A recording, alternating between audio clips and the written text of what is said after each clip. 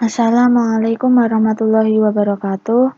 Perkenalkan, nama saya Azizah Miftahul Janah, NIM 230701843. Di sini saya akan menjelaskan mengenai penelitian yang telah saya teliti menggunakan uji korelasi produk momen, di mana saya mengambil judul yaitu pengaruh motivasi belajar terhadap hasil belajar siswa kelas 12 pada mata pelajaran matematika sekelurahan Candirejo tahun 2020. Dengan menggunakan rumus Slovin, terdapat 93 orang populasi dengan taraf kesalahan 5% diperoleh sebanyak 75 siswa. Pengujian hipotesis dapat dilakukan dengan cara-cara sebagai berikut, di mana variabel X-nya yaitu motivasi belajar siswa dan variabel Y-nya yaitu merupakan hasil belajar siswa. Diperoleh data sebagai berikut.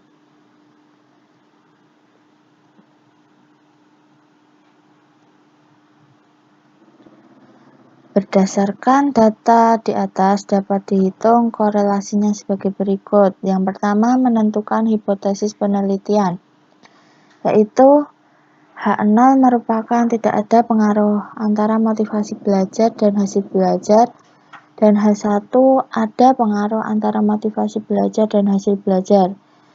Hipotesa yang digunakan yakni H0 di mana rho kurang dari sama dengan 0 dan H1-nya rho lebih dari 0. Yang kedua, membuat tabel bantu untuk menghitung nilai sigma X, sigma Y, sigma X dikali Y, sigma X kuadrat, dan sigma Y kuadrat, dan diperoleh data sebagai berikut ini.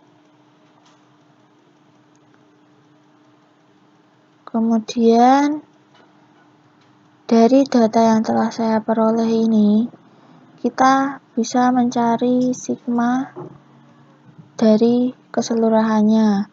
Sigma X-nya kita peroleh 5.743, sigma Y-nya kita peroleh 6.327, sigma X kali Y memperoleh 486, 301, sigma X kuadrat diperoleh 444, 557, dan sigma Y kuadrat diperoleh 537, 251. Yang ketiga yaitu menghitung tingkat korelasi dengan menggunakan rumus produk momen tanpa menggunakan Z-score, di mana RXY itu merupakan koefisien korelasi produk momen sama dengan banyaknya data dikali penjumlahan perkalian variabel X dan Y dikurangi penjumlahan variabel X dikali penjumlahan variabel Y dibagi akar dari banyaknya data dikali penjumlahan variabel X kuadrat dikurangi penjumlahan variabel X dikuadratkan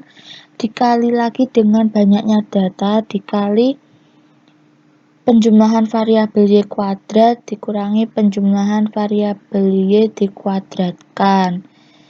Selanjutnya kita peroleh hasil sebagai berikut. Jadi koefisien korelasi produk momennya kita dapatkan hasil 0,444. Yang selanjutnya mengonsultasikan nilai koefisien korelasi produk momen yang diperoleh dari hasil perhitungan dengan menggunakan tabel R produk momen dengan derajat kebebasan sama dengan banyaknya data dikurangi 2 dan didapatkan R tabelnya sebesar 0,227 dengan taraf signifikansi 0,05 dan derajat kebebasannya 75 dikurangi 2 sama dengan 73. Yang selanjutnya menarik kesimpulan dari hipotesis dengan cara menerima atau menolak baik H0 ataupun H1.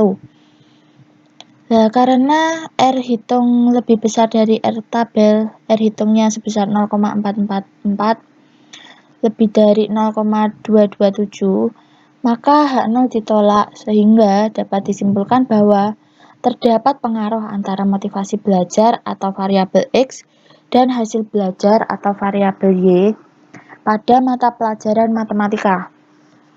Selain dikonsultasikan dengan R-tabel, pengujian hipotesis korelasi dapat pula dengan menggunakan tabel distribusi T dengan cara mentransformasikan nilai R ke T dengan menggunakan rumus T sama dengan R dikali akar N-2 dibagi akar 1 min R kuadrat, dan diperoleh T-nya itu 4,233.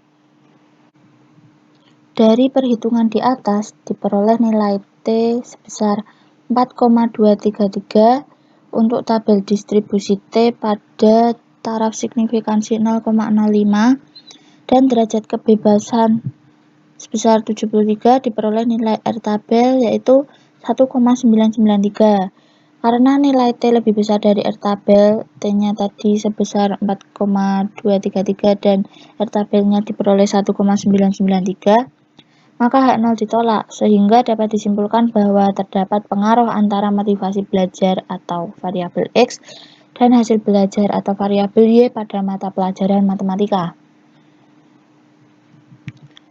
Nah, dari data yang telah saya peroleh, yang kemudian saya analisis menggunakan uji korelasi produk momen, dapat saya simpulkan bahwa motivasi belajar siswa pada mata pelajaran matematika itu sangat berpengaruh terhadap hasilnya.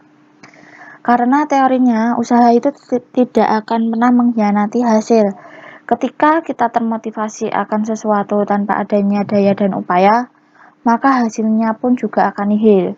Apabila dalam upaya dan usaha tidak menghasilkan hasil yang baik, maka perlu dikoreksi lagi usaha tersebut. Sebab motivasi tanpa adanya proses usaha yang benar tidak akan menghasilkan hasil yang memuaskan. Ditambah lagi, matematika itu merupakan ilmu abstrak yang menuntut keruntutan dalam berpikir agar mendapatkan jawaban yang selaras. Sekian yang dapat saya sampaikan, kurang dan lebihnya saya mohon maaf. Wassalamualaikum warahmatullahi wabarakatuh.